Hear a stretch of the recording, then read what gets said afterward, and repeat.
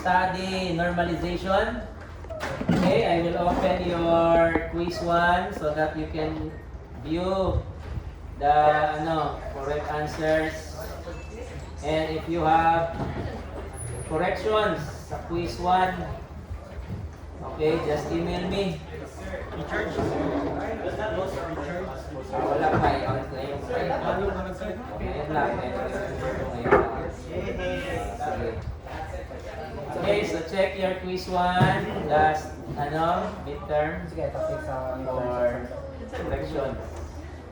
For midterm exam, normalization. So you'll be given one normalization problem again for your exam this Monday. And then 3 questions about joints. Okay, converting joints to select non-joints. Yan, so 3 questions ha. So make sure you study. Okay. Well, let's start. Take your seats. Muna. Okay, so first we have here our database. Ayan. So I will use this one. Okay. Okay, ayan. So these are my students table records. Okay, klaro. Ayan, students table. Subjects. Okay, enroll. Ayan. So meaning, student 1 enroll 2 subjects. Okay, as you can see, 201 and 202. Student 2 and 3 enroll the following subjects. Okay, and then grades.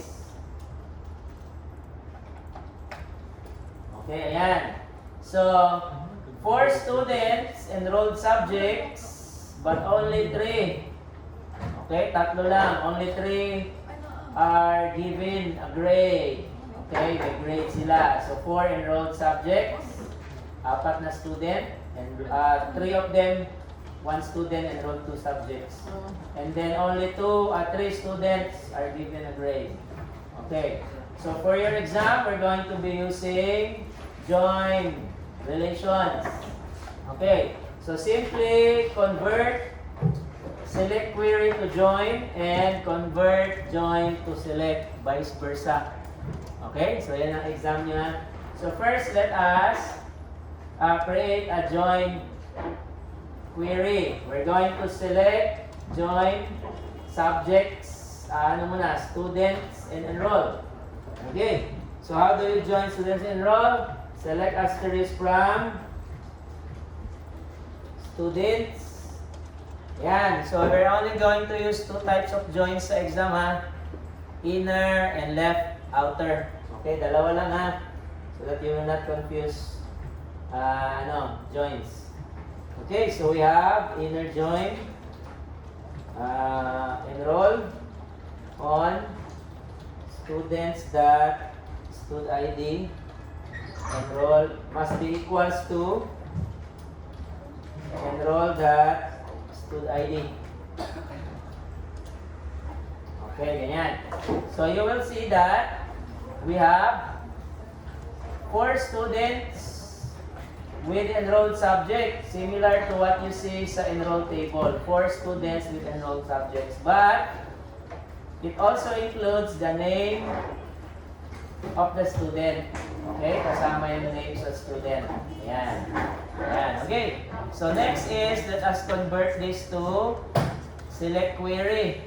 So there are 2 answers for select query equivalent. We have select from students enroll where students that stud ID enroll that stud ID. Okay, ganyan.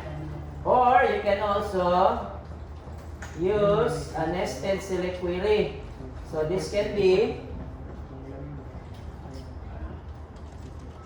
okay, this can be select asterisk from enroll. Yan. So you can just assign a name and then use that name and declare it in this criteria. Yan. Okay? Either way, it's the same. Okay? So, klaro ha? Yan. So next is, let us use left outer join this time. Okay, so I shown you already the equivalent select query or non-join for inner join. Okay, what about left outer join? So I will change this to left outer. Okay, there you go. So for left outer, we have the following. Okay, so as you can see, we have enrolled and not enrolled to any subject. So there are two groups of students, the one that is enrolled and the one that is not enrolled. So in this case, we're going to use union. So you first use the query with enrolled students, which is this one.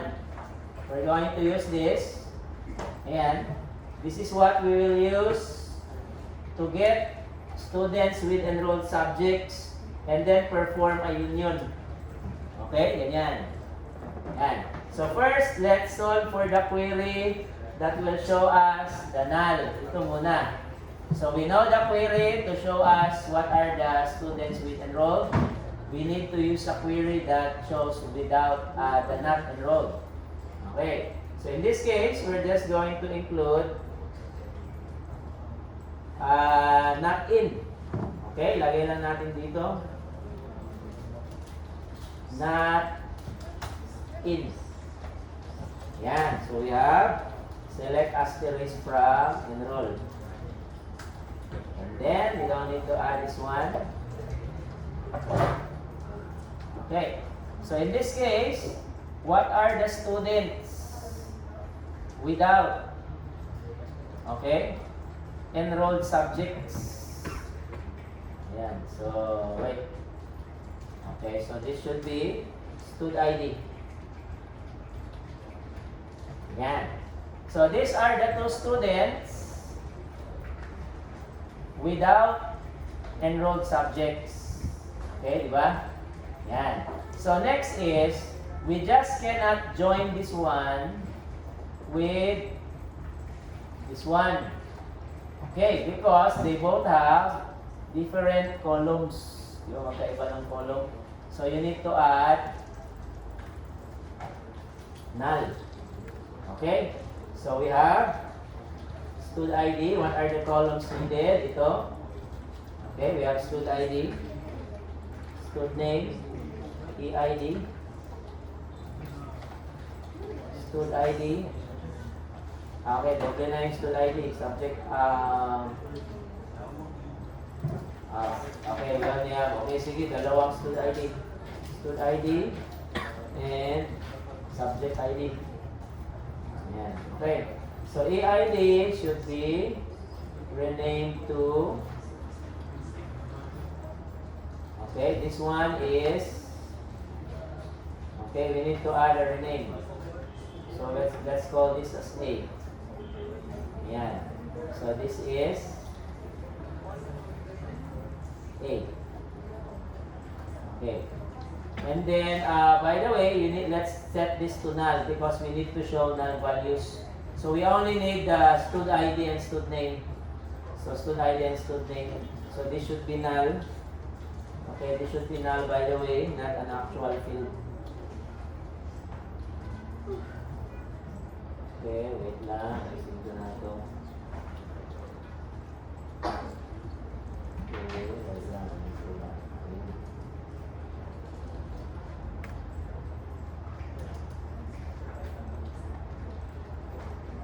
Wait, double L. Ayan, there you go. Okay, so we now have the not enrolled.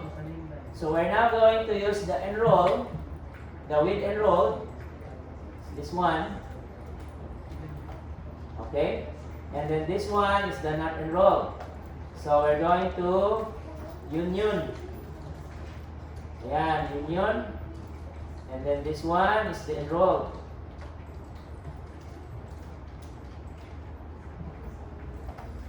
Okay.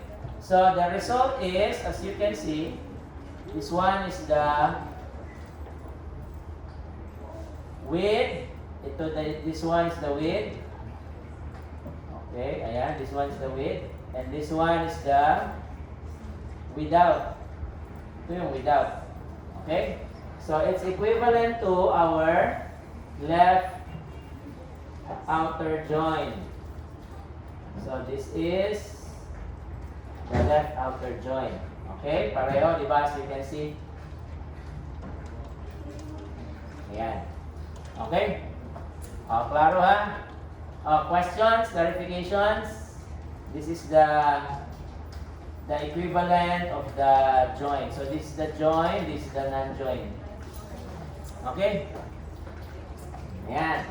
So let's proceed to adding grades. So currently, okay, let's start with inner join. Ayan, this is inner join. Ayan, this one is without. So our inner join does not include grades. So first, you need to remove the fields that is redundant. In this case, we have 2 student IDs. Okay, so you must remove. So we have stud ID, stud name, EID, and subject ID. So stud ID is found where?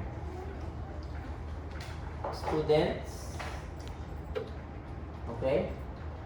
Student name is just found in students, so no need to add a table name. EID and subject ID. Yan. So as you can see, we have this one. Okay. So using this join, we're going to add another join.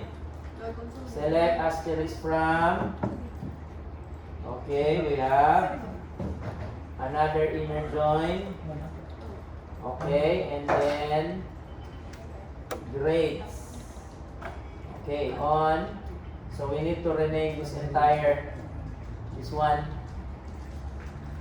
Okay, rename this entire relation as A. So A dot EID. Grades dot EID. Okay? Yan. Okay, so as you can see, we now have grades. Okay, may grades na. Okay, klaro? Clarifications? Klaro ha? Walang question, meaning nasabtan. Okay, sige. So we have grades. So next, let's create an equivalent of this sa ano naman?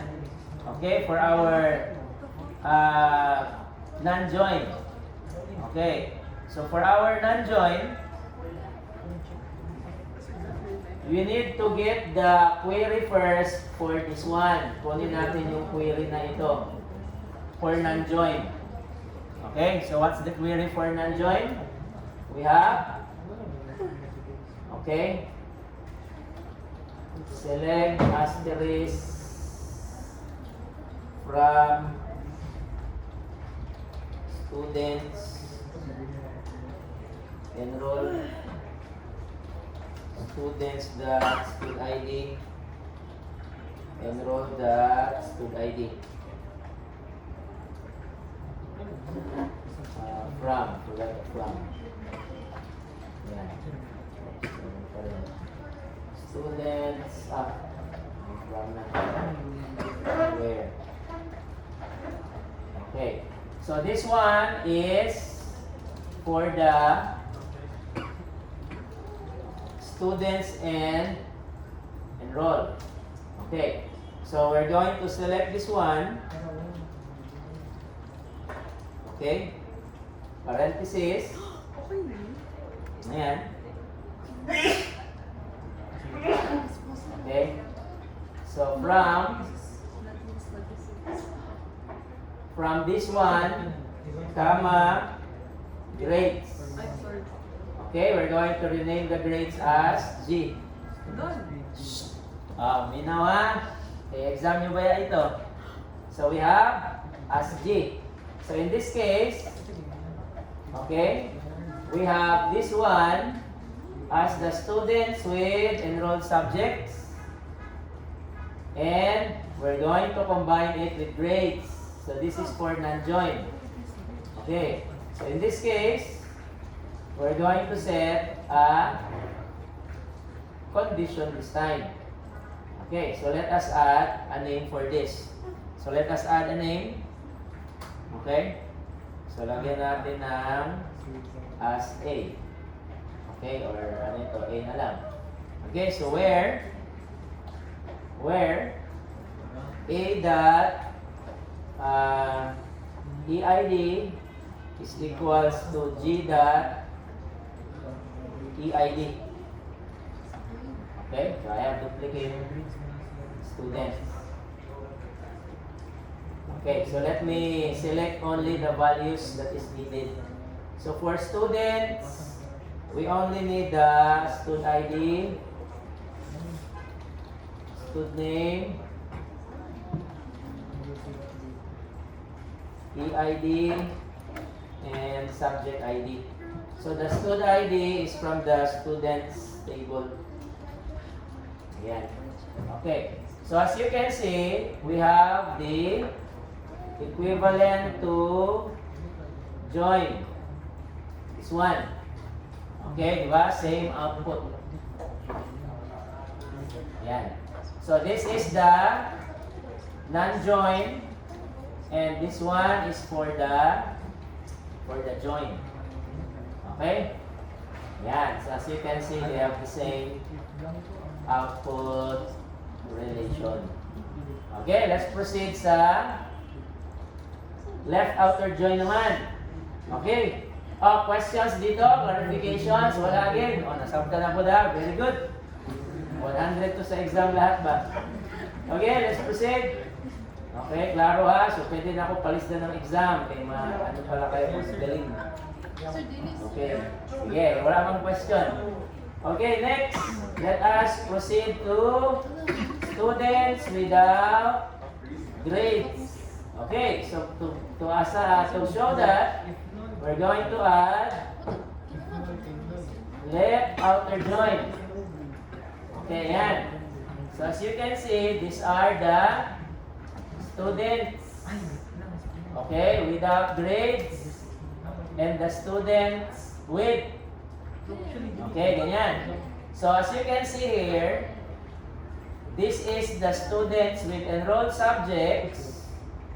We are showing only the inner join. So meaning, with enrolled subjects lang.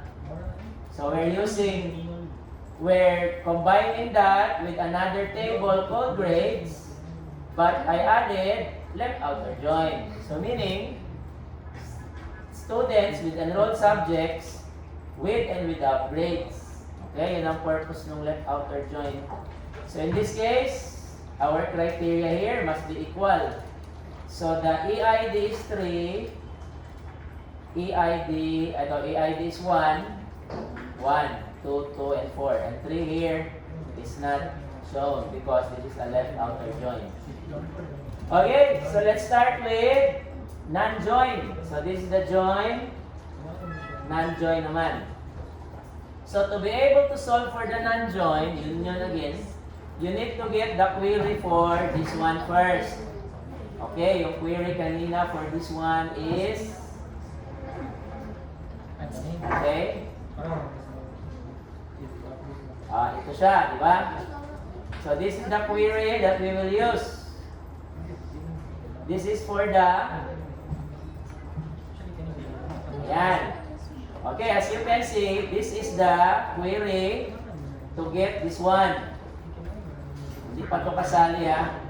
Okay, it's just this one. Yan. So we're going to be using this and add. Okay, dagdagan natin yan ng not in. So we're just going to add not in. Not in. Select GID from grades.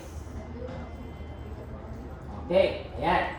So in this case, these are the students. Okay?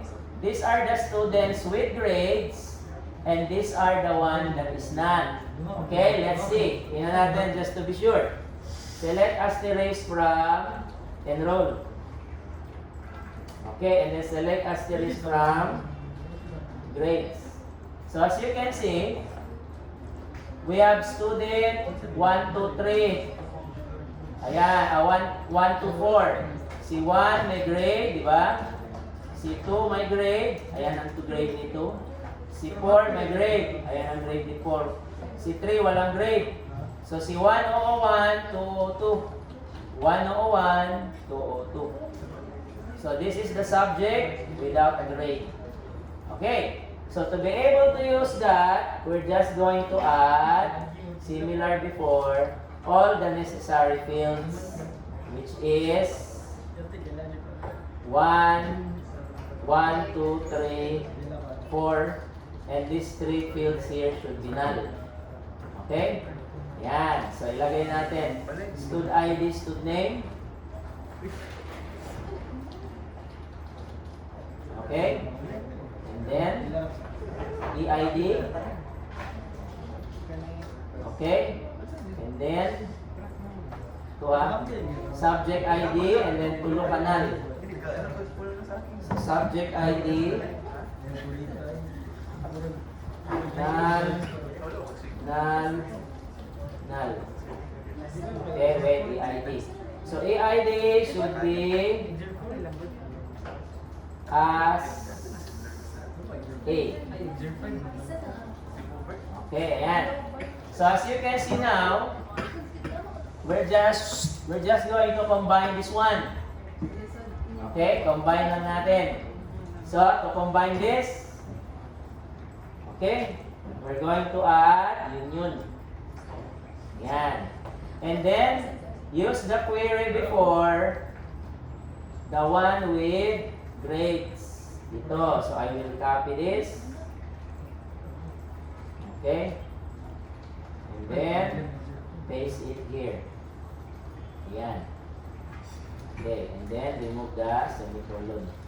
Yan. Okay. So check again the left outer join with and without grades. Okay, the same lang yan sila. So we have the following. This is the select query for the one without join. Okay, and this one is the select query with joins. Okay, I'm using inner join, left outer join, because I need to see the student with enrolled but without grade. This is the with enrolled and without grade, but I'm using union. Okay? Ayan. Klaro? Okay, so ready na sa exam sa Monday, ha? Ayan. Wala tayong mabuhat. Ready mo dili, exam gihapon ka. Okay? So ayan na, so for your exam, study your quiz 1 because you will be given normalization again. Okay, and then